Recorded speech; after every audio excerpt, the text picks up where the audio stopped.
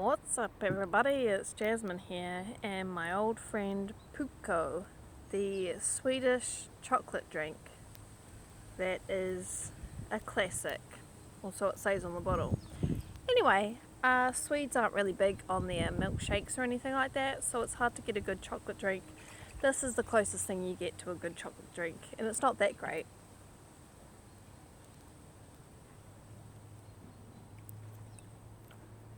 It says mild and round flavour. It's very mild, very mild. I would prefer something a little bit more kraftig på svenska, something a bit more heavily chocolate flavoured.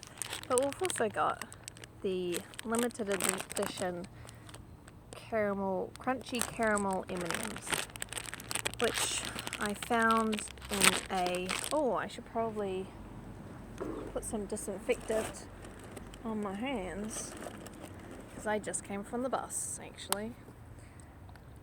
Okay, anyway, why am I here? What am I doing with my life?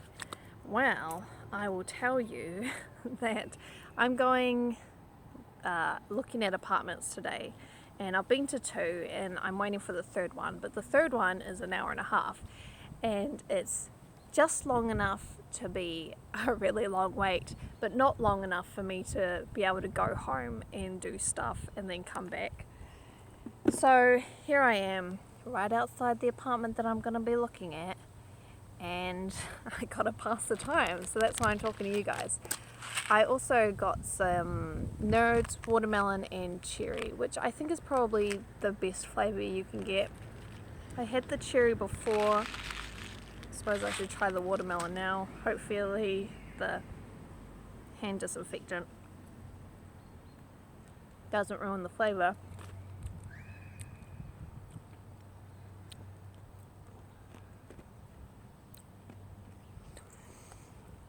Yeah, the watermelon's really good. It's got the tangy flavour that I like in Nerds, but the cherry one didn't really have that tang, so I don't know. I've had better. Limited edition. That's what I'm talking about.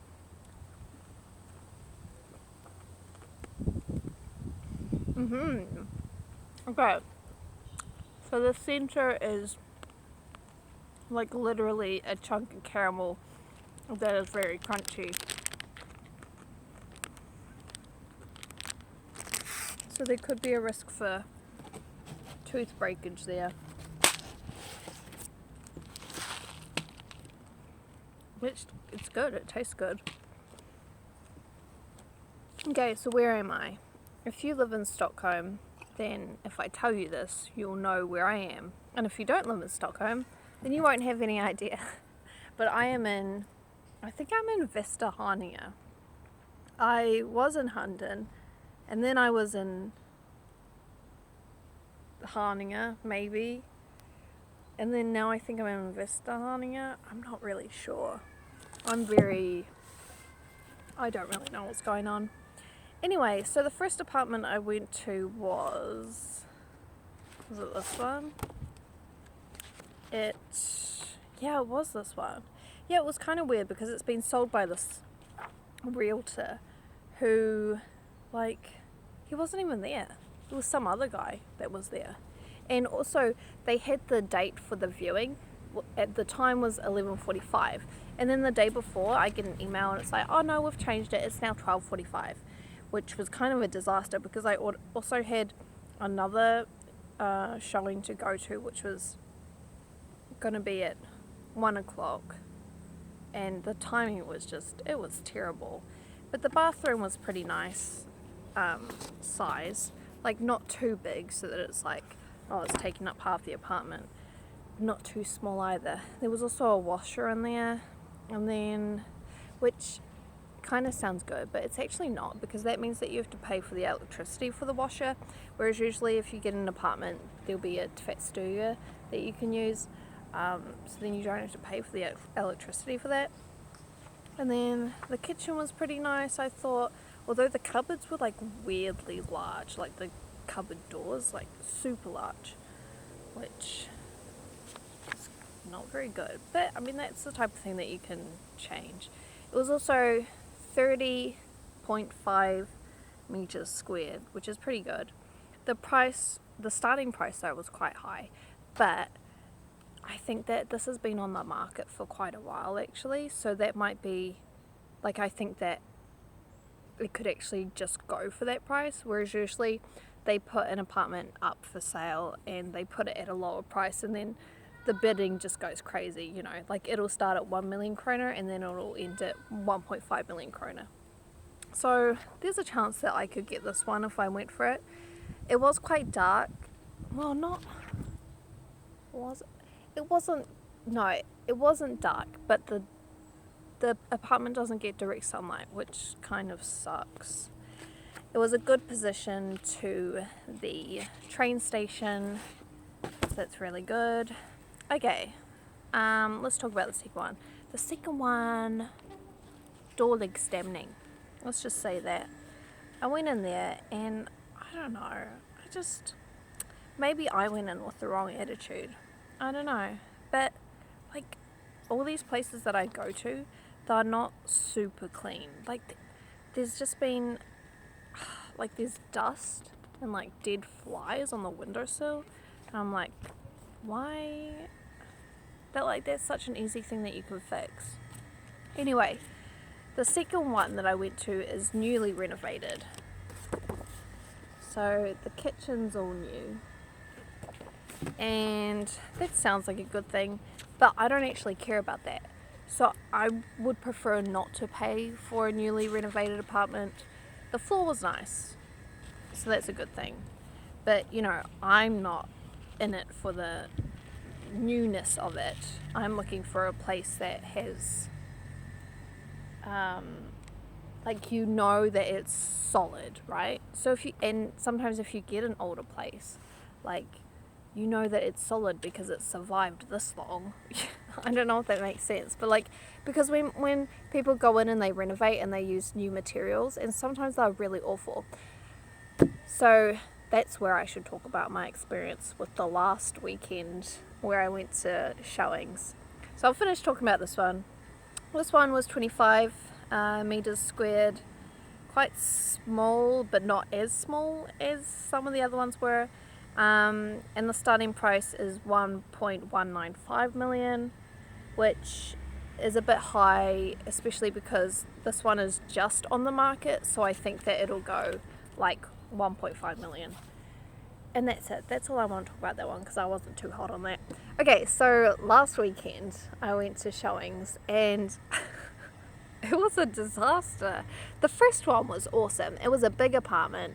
It ended up selling for 1.5 million, which was above my price range, not because of the actual amount, but because there's also a monthly cost that you have to pay, and that monthly cost was too high. Like, the bank would never go for that. They would never let me loan money for an apartment with that high monthly cost, so I couldn't get that one. But it was so nice, it was so beautiful, so high hopes and everything for the next two.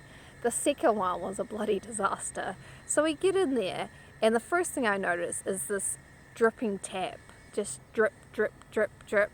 And the realtor, she tells me that, oh, you know, he'll get it fixed before you move in. Well, like, why couldn't he get it fixed before the showing? Like, what is this, amateur hour?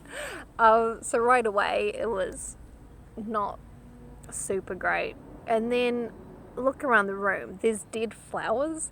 Like, there's a vase of dead flowers, and then the fruit bowl, there was moldy bananas. And I'm like, what is it? It's crazy land in here. Are they trying to sell me an apartment? Or like, you know, I get the feeling like all the red flags are there. So if I bought it and it turned out to be like a Satanist house, you know, that would be on me for like ignoring all the signs. And then you go out it was on the bottom floor, so there's like a little balcony area. You go out on the balcony and there's just people walking past, like staring at you, so you wouldn't really be able to use the balcony without feeling watched.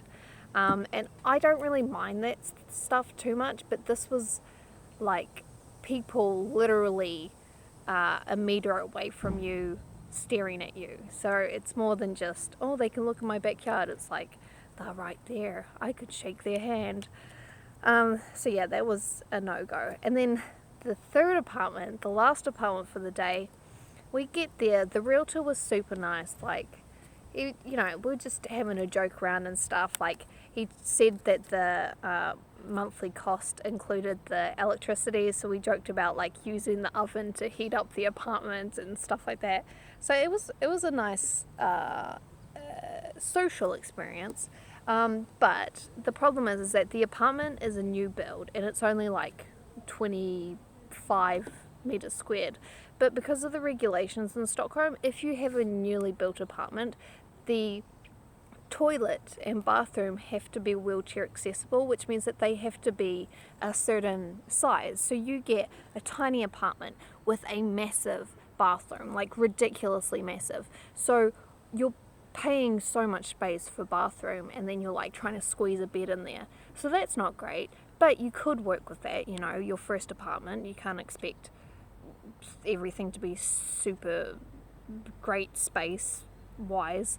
But then I went into the bathroom and I looked at the cabinet and there was water damage on the cabinet. Like the wood had swollen up from being soaked in water. And I was like, oh, that's not so good. And then I went out and I looked in the kitchen area, and the same thing with the kitchen bench. It was also swollen from water damage. And so that is really not good at all. So, but basically, it was a newly built apartment that already had water damage. That's really not a good sign. So yeah, Mum basically told me that one would be a no-go, which is a good thing she did, because sometimes I think like, oh, but I'll only be living there for a few years and then I'll move out, but it's not worth the hassle really. So those were a no-go. And then the next day when the realtor called me, I was like, oh, I'm not really sure, I don't really feel so comfortable with the water damage. And he's like, what water damage? And it's like, come on man, we literally talked about that yesterday. Don't try and like gaslight me. So yeah, that's my experience so far. So hopefully this apartment that I'll see now will be really nice. And yeah, I hope I get something soon. I have to move out by the end of the year, so the clock is ticking. Anyway, let me know what you guys, like, have you guys had any really weird experiences like that when looking for apartments? It'll be fun to share those stories. So yeah, leave a comment down below and I'll see you guys all next time. Hey Dora, wish me luck.